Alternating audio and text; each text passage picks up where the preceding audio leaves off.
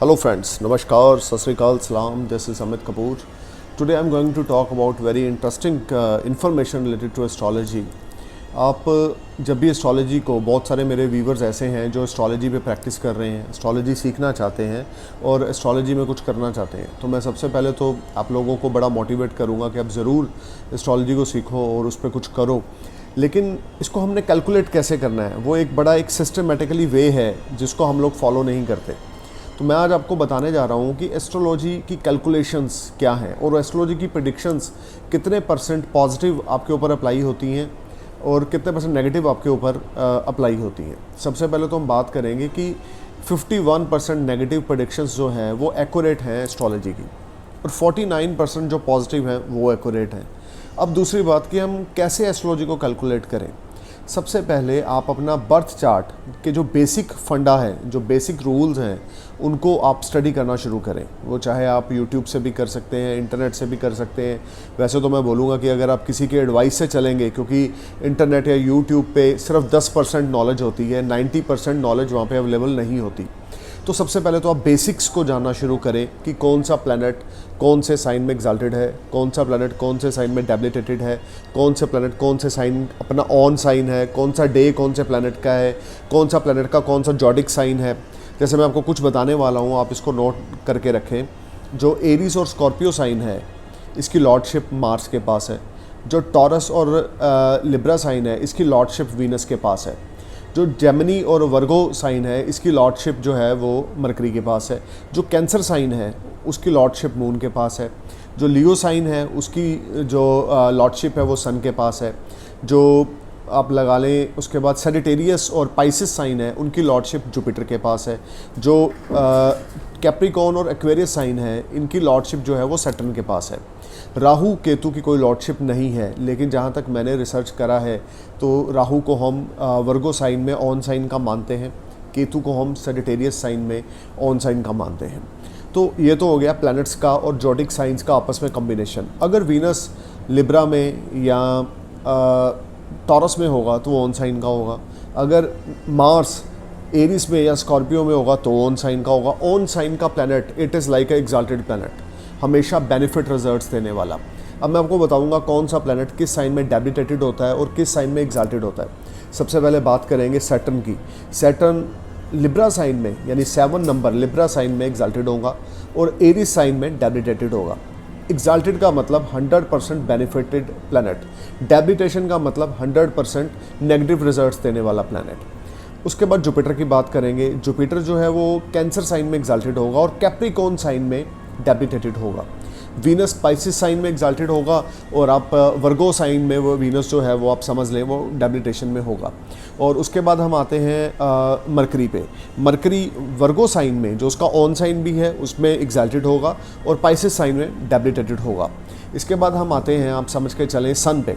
सन Aries sign में exalted होगा और 7 नंबर यानी कि वीनस के ऑन साइन में यहाँ पर डेबिलिटेशन में आ जाएगा। तो जब भी कोई प्लैनेट एग्जाल्टेड होगा आपके बर्थ चार्ट में और वो अगर आपके असेंडेंस का लॉर्ड का फ्रेंड है तो वो आपको 100% बेनिफिट रिजल्ट्स देगा। उसी तरीके से राहु जो है वो जेमिनी में या टॉरस में उसको एग्जाल्टेड माना जाता है। केतु को स्कॉर्पियो में या सेजिटेरियस में एग्जाल्टेड माना जाता है। अब जो राहु है, आप समझ के चलें, वो शनि की छाया है। केतु जो है वो मंगल की छाया है। जो केतु है वो जुपिटर का चेला है, आप ये भी समझ के चलें, क्योंकि केतु जो है उसको इंट्यूशन बड़ी पसंद है कि केतु की कोई डिज़ायर्स नहीं है, राहु की डिज़ायर्स हैं। मैं अपने बहुत सारे वीडियो में बता चुका हूँ कि हर प्लैनेट का अपना नेचर है। इनमें से जो एस्ट्रोलॉजी मानती है सैटर्न, राहु और केतु को नेचुरल मेलेफिक प्लैनेट मानती है। हालांकि मेरी रिसर्च ये कहती है कि राहु केतु नेचुरल मेलेफिक हैं। Saturn is not a malefic planet because Saturn is a biggest teacher on this कलयुग, स्पेशली फॉर एवरीवन। क्योंकि सैटर्न की दशा में हमें कुछ सीखने को मिलता है, लर्निंग मिलती है, प्रैक्टिकल लाइफ हमें पता लगती है, कौन अपना है कौन बगाना है वो हमें पता लगता है। तो अब ये समझ के चले प्लैनेट्स का इंसान की लाइफ में बहुत बड़ा रोल है। आप किस तरीके से एस्ट्रोलॉजी को ले रहे हो, सिर्फ आप सुन रहे हो किसी एस्ट्रोलॉजर से कंसल्ट करके, या उनकी दी हुई एडवाइस को अपनी लाइफ में अप्लाई कर रहे हो। अगर आप अप्लाई करोगे उनकी दी हुई एडवाइस को तो you will definitely rock and you will be sky high. I mean to say कि if you are think like this कि एस्ट्रोलॉजी इज़ अ साइंस, मेरा ये मानना है कि बच्चों को स्कूल में इसका एक क्लास लगनी चाहिए 45 मिनट्स की, और बच्चों को बताना चाहिए कि सूर्य की जो दूरी है अर्थ से वो कितनी है, चंद्रमा की कितनी है, कौन सा प्लैनेट अर्थ के या सूर्य के इर्द गिर्द हम लोग हमारी पृथ्वी जो है घूम रही है। तो ये सारी चीज़ों की नॉलेज एक बच्चे को फर्स्ट क्लास से ही स्टार्ट हो जानी चाहिए। चलो खैर वो बात की बातें हैं, लेकिन जहाँ तक हो पा रहा है यूट्यूब में जितने भी एस्ट्रोलॉजर हैं, जितने भी मेरे और एस्ट्रोलॉजर दोस्त हैं, वो कुछ अच्छा करने की सोच रहे हैं कि लोगों के अंदर ज्ञान बांट रहे हैं। तो मैं अपने इस वीडियो के थ्रू आपको ये बता चुका हूँ कि कौन सा प्लैनेट कौन से साइन में ऑन साइन का है, एग्जाल्टेड है, डेबिलिटेटेड है। और आप ये भी समझ के चलें, जब कोई प्लैनेट डेबिलिटेशन में जाता है तो वो ज़रूरी नहीं कि अपना 100% बैड इफेक्ट देगा। हम उस समय ये देखेंगे क्या वो प्लैनेट असेंडस के लॉर्ड का कोई फ्रेंड बन रहा है या किस हाउसेस का लॉर्ड है। अगर कोई प्लैनेट आपका 5th लॉर्ड होकर डेबिलिटेशन साइन में चला गया, लेकिन वो असेंडस का साथ उसके बड़े स्ट्रॉन्ग रिलेशन है, जैसे कि ग्रुप ए है मार्स, जुपिटर, सन, मून, ग्रुप बी है mercury, Venus, Rahu, Ketu, Saturn, ठीक है ना। और इसी तरीके से अगर आप देखें कि जो 5th लॉर्ड है वो अगर लगन लॉर्ड का फ्रेंड है और उसकी महादशा चल रही है, तो वो आपको 60% बेनिफिट रिजल्ट देगा डेबिलिटेशन साइन में भी, और 40% नेगेटिव रिजल्ट्स देगा। So guys, you need to know which type of planets you have in your birth chart and which type of life you planned in future. Because planning एक ऐसी चीज़ है जिससे आदमी अपने बुरे समय से भी बड़े आराम से निकल जाता है, अगर आपने अपनी लाइफ को वेल प्लान किया हुआ है। और अगर आपने अपनी लाइफ को वेल प्लान नहीं किया हुआ तो आपकी लाइफ में बहुत हर्डल्स आती हैं, स्ट्रगल्स आती हैं। और अगर आपके ऊपर कोई natural malefic planet Rahu Ketu की दशा स्टार्ट हो जाए, फिर तो आपकी लाइफ अनबैलेंस हो जाती है और आपको डायरेक्शन ही नहीं मिल पाती।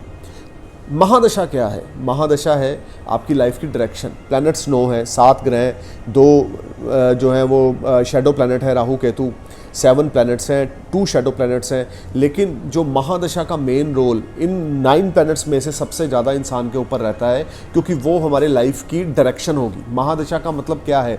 दिशा। दशा का मतलब क्या है? Direction.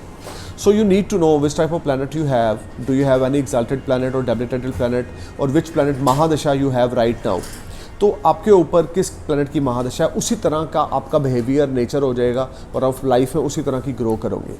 Thank you for watching my channel, thank you for watching my video. नमस्कार, जय हिंद।